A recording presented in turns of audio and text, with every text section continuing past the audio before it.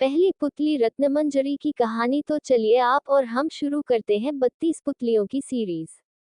अम्बावती में एक राजा राज्य करता था। वह बड़ा दानी था। उसी राज्य में धर्मसेन नाम का एक और बड़ा राजा हुआ। उसकी 4 रानियां थी। एक थी ब्राह्मण, दूसरी क्षत्रिय, तीसरी वैश्य और चौथी शूद्र। ब्राह्मणी से एक पुत्र हुआ, जिसका नाम ब्राह्मणीत रखा गया। क्षत्राणी से 3 बेटे हुए। एक का नाम शंख, दूसरे का नाम विक्रमादित्य और तीसरे का भर्तृहरि रखा गया। वैश्य से एक लड़का हुआ, जिसका नाम चंद्र रखा गया। शूद्राणी से धन्वंतारी हुए। जब वे लड़के बड़े हुए तो ब्राह्मणी का बेटा घर से निकल पड़ा और धारापुर आया। हे राजन, वहां के राजा तुम्हारे पिता थे। उस लड़के ने राजा को मार डाला और राज्य अपने हाथ में लेकर के उज्जैन पहुंचा। संयोग की बात है कि उज्जैन में आते ही वह मर गया। उसके मरने पर क्षत्राणी का बेटा शंख गद्दी पर बैठा। कुछ समय बाद विक्रमादित्य गद्दी पर बैठे। एक दिन राजा विक्रमादित्य को राजा बाहुबल के बारे में पता चला कि जिस गद्दी पर वह बैठे हैं वह राजा बाहुबल की कृपा से है। पंडितों ने सलाह दी कि हे राजन, आपको जग जानता है, लेकिन जब तक राजा बाहुबल आपका राज तिलक नहीं करेंगे तब तक आपका राज्य अचल नहीं होगा। आप उनसे राज तिलक करवाओ।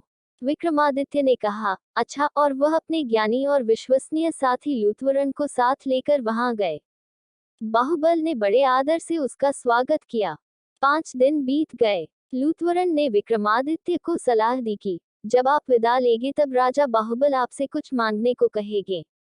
राजा के घर में एक सिंहासन है, जिसे साक्षात महादेव ने राजा इंद्र को दिया था, और बाद में इंद्र ने बाहुबल को दिया।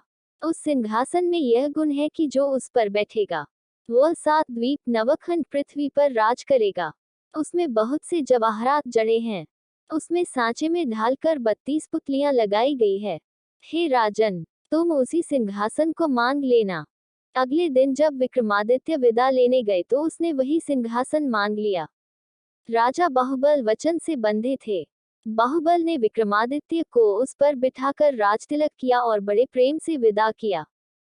राजा विक्रमादित्य ने लौटते ही सभा की और पंडितों को बुलाकर कहा, मैं एक अनुष्ठान करना चाहता हूँ।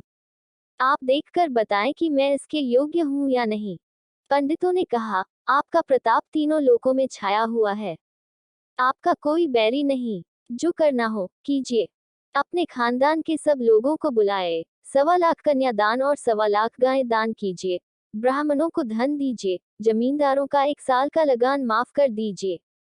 इतना कहकर पुतली रत्नमंजरी बोली, हे राजन, आपने अगर कभी ऐसा दान किया है तो सिंहासन पर अवश्य बैठें।